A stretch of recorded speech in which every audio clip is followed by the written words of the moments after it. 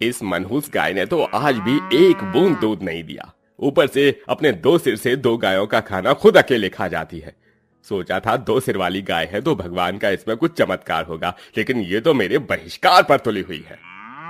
सेठ मदारी लाल अपनी दो सिर वाली गाय को दूध न देने पर बहुत गुस्सा होता है और सामने पड़ी लठ से अपनी दो सिर वाली गाय को मारना शुरू कर देता है। ये ले और ले, खा खा कर भैंस हो गई है। अब जब तक तू दूध नहीं दे देती तुझे चारा नहीं मिलेगा। मदारी लाल अपनी दो सिर वाली गाय को मार मार कर लाल कर देता है। बेचारी मासूम गाय की आंखों से दर्द के मारे आंसू निकलने लगते हैं। मदारी कई दिनों तक अपनी दो सिर वाली गाय को चारा तो दूर, एक बूंद तक पानी भी नहीं देता। आज फिर इसने दूध नहीं दिया। ये देख मदारी लाल अपने घर के अंदर जाता है और कोड़ा लाकर उससे बेचारी गाय को फिर से मारना शुरू कर देता है। और चिल्ला, लेकिन आज तो मैं तुझे छोड़ूंगा नहीं। मदारी उस दो सिर वाली गाय को लगातार मारता रहता है। तभी अचानक मदारी की नजर उसके घर के बाहर से गुजर रहे माधव और उसके परिवार पर पड़ती है। माधव भी मदारी की तरह गाय पालकर उसका दूध बेचता था, लेकिन आज सुबह ही माधव की गाय ने अपनी आखिरी सांस ली। माधव का पूरा परिवार अपनी प्यारी सी गाय का अंतिम संस्कार कर भरी आंखों के साथ घर लौट रहा था। तभी माधव, तुम्हारी गाय के बारे में सुनकर बहुत दुख हुआ। अगर तुम चाहो तो मैं तुम्हें अपनी एक गाय बेच सकता हूं। तुम मेरी ये दो सिर वाली गाय ले लो। लेकिन इस गाय की हालत तो काफी खराब लग रही है। इसे तो बहुत चोट भी लगी है। मैंने तो ये तक सुना है कि ये दूध नहीं देती। अरे ये सब अफवाह है। वैसे तो इसकी कीमत 25,000 रुपए है, लेकिन मैं तुम्हें सिर्फ 10,000 में दे दूंगा। हाँ अच्छा, मैं आपको कल तक इसके बारे में बताता हूँ। मदारी का प्रस्ताव सुन माधव घर आ जाता है और इस बारे में सोचने लगता है। बाबा, आप क्यों सोच रहे हैं इस बारे में? आप उस गाय को ले आइए ना। आपने देखा नहीं मदारी सेठ उस गाय को कितना मारता है। बच्चे ठीक कह रहे हैं। आज नहीं तो कल वो गाय दूध देना शुरू कर देगी। हम थोड़ा इंतजार कर लेंगे, लेकिन उस गाय की ऐसी हालत मुझसे देखी नहीं गई।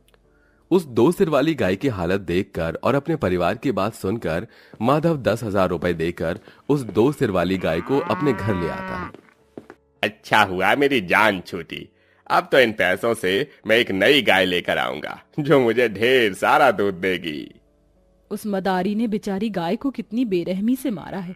भगवान उसे उसके किए की सजा जरूर देगा। हमारी प्यारी गाय, अब तुम फिक्र मत करो। यहाँ तुम्हें कोई नहीं मारेगा। हम सब तुमसे बहुत प्यार करेंगे। तुम देखना, तुम कितनी जल्दी ठीक हो जाओगी। पूरा परिवार मिलकर उस दो सिर वाली गाय के जख्मों पर मरहम लगाकर उसकी पट्टी कर देता है और उसके सही होने तक सभी लोग उसका काफी अच्छे से ध्यान रखते हैं, जिसके चलते एक हफ्ते में ही वो गाय अब पूरी तरह से ठीक हो जाती है। प्यारी गाय, अब तो तुम बिल्कुल ठीक हो चुकी हो। अब तो तुम हमारी पुराने वाली गाय की तरह हमें दूध दोगी ना, ताकि बाबा उस दूध को बेचकर पैसे कमा सके। श्याम की बात सुन दो सिर वाली गाय अपनी पूंछ हिलाने लगती है और ऐसे ही अगली सुबह हो जाती है। सुबह होने के बाद माधव और राधा जैसे अपनी दो सिर वाली गाय को चारा खिलाने के लिए आते हैं तो देखते हैं कि उनके आगे गायें ढेर सारा दूध दे रही हैं, जिसे देख माधव और राधा बहुत खुश हो जाते हैं। मैं कहती थी ना जी कि हमारी गाय जरूर दूध देगी। हे कृष्ण भगवान, तेरा बहुत बहुत शुक्रिया। माधव राधा जल्दी से बाल्टी में अपने दो सिर वाली गाय का दूध पकड़कर अब दोनों पति पत्नी गांव भर में दूध बेचने के लिए निकल जाते हैं। दो सिर वाली गाय का दूध गांव में मौजूद हर किसी को पसंद आता है, जिसके चलते अब हर कोई सेठ मदारी लाल से दूध लेना छोड़कर राधा माधव से दूध लेना शुरू कर देता है, जिससे माधव और राधा को फायदा होता है, वहीं सेठ मदारी लाल को नुकसान। जब तक ये दो सिर वाली गाय मेरे पास थी तब तक तो इसने दूध नहीं दिया, और अब देखो कैसे बाल्टी भर भर के दूध दे रही है। पता नहीं इस दो सिर वाली गाय के दूध में ऐसा क्या है जो लोग मेरी गायों का दूध छोड़कर इसका दूध खरीद रहे हैं। मदारी लाल अपनी तिजोरी से 10,000 रुपए निकालता है और माधव के पास अपने दो सिर वाली गाय को वापस खरीदने के लिए जाता है। लेकिन सेठ जी, ये गाय ही आप हमारी रोजी रोटी का सहारा है। मैं अब इस गाय को नहीं बेच सकता। सोच ले माधव, मैं तुझे 10,000 रुपए दे सकता हूं। हाँ, इसमें सोचने की बात नहीं है सेठ जी, मैं इस गाय को नहीं बेचूंगा। माधव को गाय बेचने से मना करता देख मदारी माधव से अब इतनी नफरत करता है कि वो चुपके से 2 सिर वाली गाय के चेहरे में दवाई मिला देता है। वो गाय जैसे ही उस दवाई को खाती है तो काफी बेकार दूध देना शुरू करती है, जिसके चलते लोग जैसे ही माधव का राधा से दूध खरीदते थे तो उनका दूध जल्दी फट जाता था।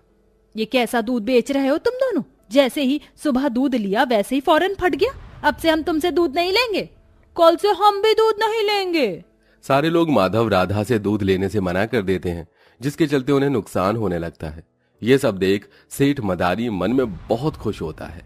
सुनिए, 3 महीनों से बच्चों की स्कूल की फीस जमा नहीं की है। अगर 1 हफ्ते के अंदर फीस जमा नहीं की तो वो लोग बच्चों को स्कूल से निकाल देंगे। निकालेंगे नहीं तो क्या करेंगे? इतने दिनों से काम ढूंढ रहा हूं लेकिन कहीं पर भी काम नहीं मिला। ऊपर से न जाने हमारी गाय को क्या हो गया है, कैसा दूध दे रही है, मुझे कुछ समझ में नहीं आ रहा क्या होगा। अपने गाय के दूध न सही देने की वजह से पूरे परिवार को अब इतना नुकसान होता है कि उन सबको रूखी सूखी खाकर ही अपने गुजारा करना होता है। माँ, हम कब तक क्यों रूखा सूखा खाएंगे? अच्छी सब्जी खाए हुए कितना वक्त हो गया है। श्याम बेटा, जब भगवान ने ही हमारी किस्मत में रूखी सूखी लिखी हो तो भला हम क्या कर सकते हैं। तुम खाना खाओ, मैं जब तक गाय को चारा खिलाकर आती हूँ। इतनी परेशानी के बाद भी सारा परिवार उस गाय को घर से बाहर निकालने के बजाय आसपास से चारा इकट्ठा करके अपनी 2 सिर वाली गाय को खिलाते हैं और उसका काफी अच्छे से ध्यान रखते हैं। लेकिन बीतते दिनों के साथ साथ अब उनके हालात और खराब होने लगते हैं। अरे भाई देख माधव, आखिरी बार तुझे बस 2 हफ्ते की मोहलत दे रहा हूं। अगर मेरा किराया नहीं दिया तो तुम लोगों को घर खाली करना होगा। पैसे न होने की वजह से अब पूरे परिवार के सिर के ऊपर से छत छीनने की नौबत आ चुकी थी। बस बहुत हुआ। अरे मैं हार चुका हूं। अगर कुछ दिनों में सब कुछ ठीक नहीं हुआ तो मैं तुम सबको जहर देकर खुद भी खाकर हमेशा हमेशा के लिए सो जाऊंगा। हे भगवान, ये आप कैसे अनाप शनाप बातें कर रहे हैं। हिम्मत रखिए, भगवान सब ठीक करेंगे। अगर उसको ठीक करना होता तो वो कब का कर देता।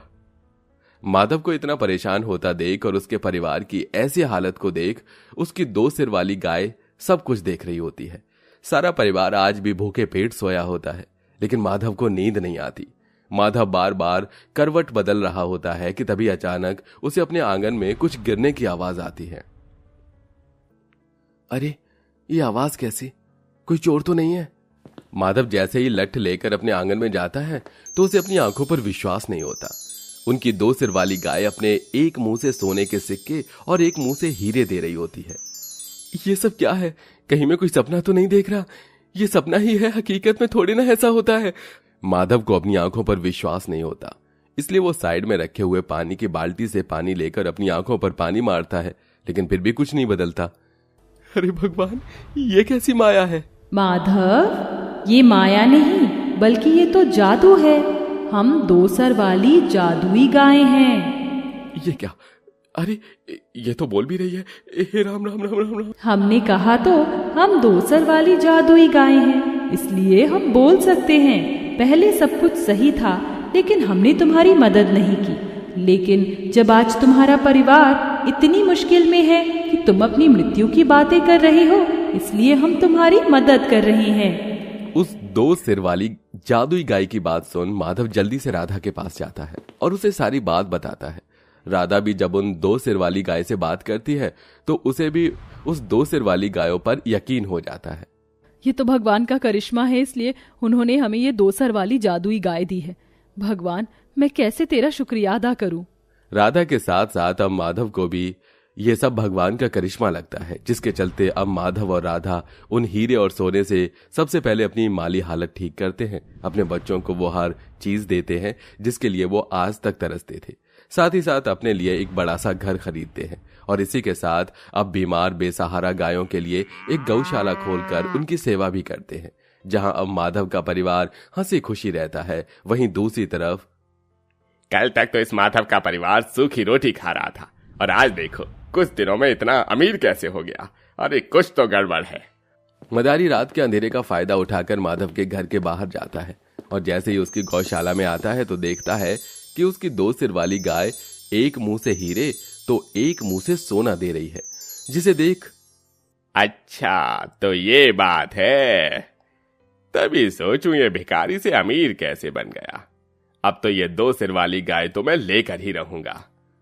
2 सिर वाली जादुई गाय को देख मदारी लाल के मन में लालच जाग जाता है और वो जैसे ही उस गाय के पास जाकर उसे वहां से ले जाने लगता है तो दोनों गाय मदारी पर हमला कर उसे रोकने लगती हैं। अरे अरे छोड़ो मुझे, छोड़ो,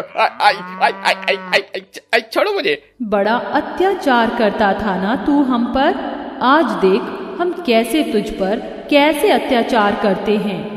मदारी की चिल्लाने की आवाज सुन माधव का सारा परिवार बाहर आ जाता है। वहीं 2 सिर वाली गाय अपने पैरों से मदारी को मारने लगती है। अब करेगा किसी और गाय पर अत्याचार? बोल। नहीं, अब मैं किसी गाय पर अत्याचार नहीं करूंगा। भगवान के लिए मुझे छोड़ दो। मदारी की बात सुन 2 सिर वाली गाय उसे छोड़ देती है और बेचारा मदारी डर से वहां से भाग जाता है। और अब माधव और उसका पूरा परिवार अपनी 2 सिर वाली गायों के साथ हंसी खुशी रहता है।